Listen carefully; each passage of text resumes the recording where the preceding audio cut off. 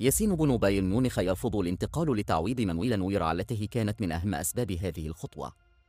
قام الحارس المغربي ياسين بونو بخطوة غير متوقعة في فترة الانتقالات الشتوية الماضية برفض الانتقال إلى نادي بايرن ميونخ الألماني.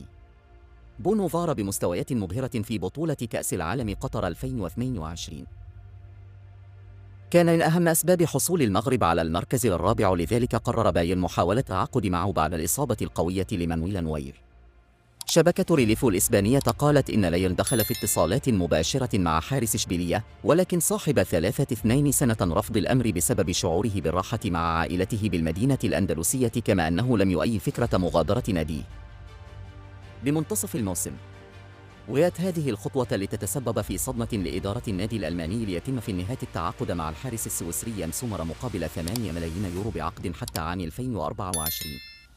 يذكر أن بونو لعب 30 مباراة مع إشبيلية خلال هذا الموسم، واستقبل 53 هدفاً، وحافظ على نظافة شباكه 6 مرات بوجود منافسة قوية على مركزه مع الحارس.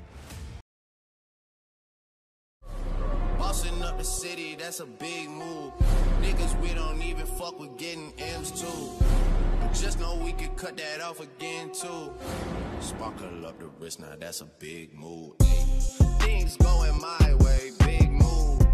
Exotic